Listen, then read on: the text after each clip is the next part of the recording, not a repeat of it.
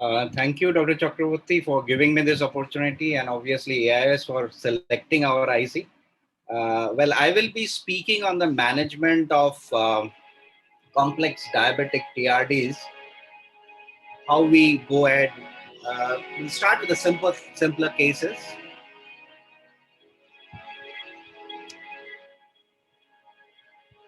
This is one of the vitreous hemorrhage with a tractional detachment, obviously not a very extensive one. What we need to keep in mind, we should never force a PVD.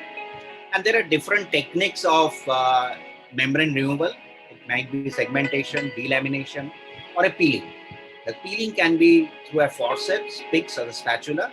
Here there was a very small membrane we picked up with a forceps. But preferably the use of forceps and pick should be avoided. And once we get rid of all the membranes, we need to do a meticulous laser to prevent the rebleeding.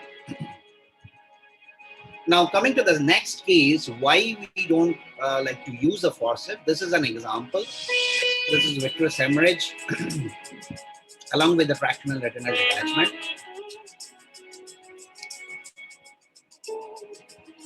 Now we can say after clearing the hemorrhage, we can see a tractional detachment on the nasal side. Generally, the nasal TRDs are bad. With a cutter, we are trying to remove the membrane, trying to delaminate it, but it's quite badly stuck with the underlying retina. So use the forceps. Yes, with the forceps, the membrane did come off, but it caused an iatrogenic break. So preferably in all cases, we need to avoid using the forceps. So once we have picked up the membrane, we should cut it off with a cutter, and we need to see whether there is any residual membrane. We should be pretty much sure that there is no membrane, and then do a laser. The mainstay of the dissection of membranes are segmentation and delamination, rather than picking up with the forceps. You can see the posterior pole, the entire posterior pole with a fractional detachment, the tabletop detachment. And we are not inducing a forceful PVD. We are trying to locate the plane through which the dissection can be done. Here we have identified the plane. We are lifting, very gently lifting the membrane with the cutter itself. And then along with the contour of the eyeball, we are doing a conformal cutter delamination. Now with a smaller gauge, this is quite easily done with a 25 and 27 gauge vitrectomy system. You can see we are gradually picking up the membrane.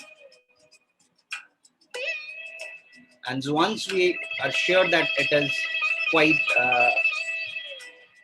it's lifted up from the retina, then we go ahead with the dissection. And then we put the triamcinolone acetate to remove the residual vitreous. In some cases, we do need to do an ILM peeling. In this case, I did an ILM peeling because there was a little bit of puckering in the posterior pole after removal of the membrane. ILM peeling in the diabetic cases, TRD cases are difficult. Now, bimanual dissection, this is a procedure which we used to do previously quite a lot.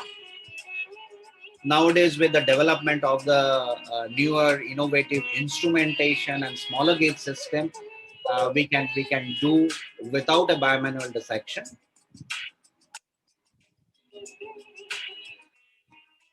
The basic thing is we need to have a chandelier's light and need to lift up the membranes with the forceps and with the curved scissors. We have to dissect from the surface of the retina. We need to give small snips with the scissors, and it can be an inside out delamination or the opposite, vice versa.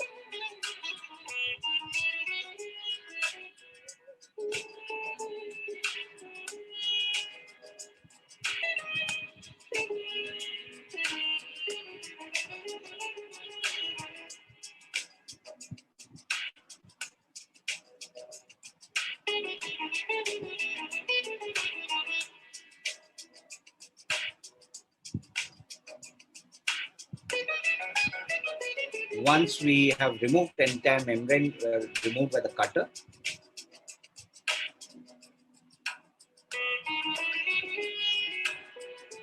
the bleeders are secured by diathermy and the laser is done with oil injection. Now, this is one of the methods, that's a proportional reflux, what we use nowadays to avoid the bimanual dissection. Although in some cases we do need a bimanual dissection. So this is a feature which is in the newer machines where we can put some fluid in between the membrane and the retina and create a plane. You can see in the animation, the plane, once the plane is created with the cutter, we can first segment out the areas of the membrane, and then following that, we can do a delamination.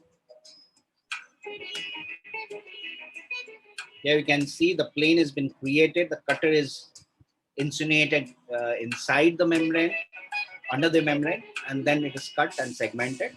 And once the segmentation is done, we can do a fold back cutter delamination.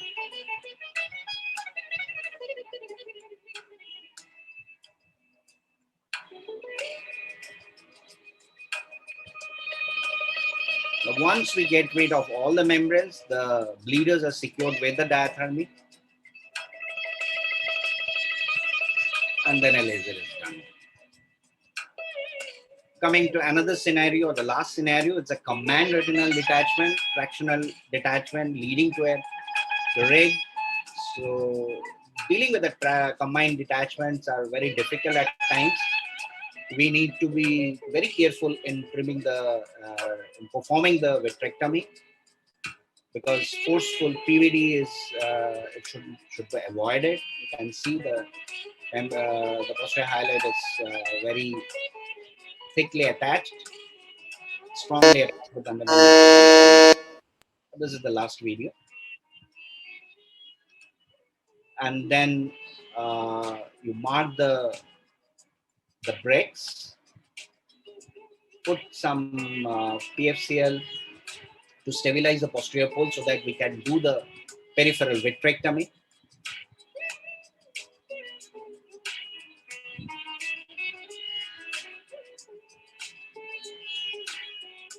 Yeah, we are doing the vitrectomy and the fluid is coming out through the break.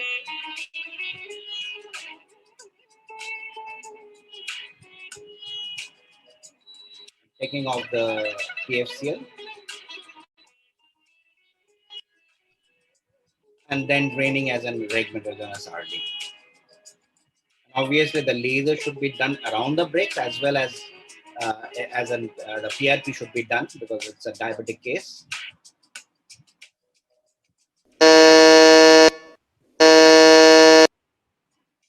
Yeah, it's done. So to conclude, obviously with the the newer machines and better visibility and a rational approach to the wide varieties of these techniques, not only improves the quality of the surgery, also give an better prognosis to these difficult cases. Thank you. Thank you so much, Dr. Aniruddha MAITI, for this illuminating and beautiful presentation with beautiful, wonderful videos.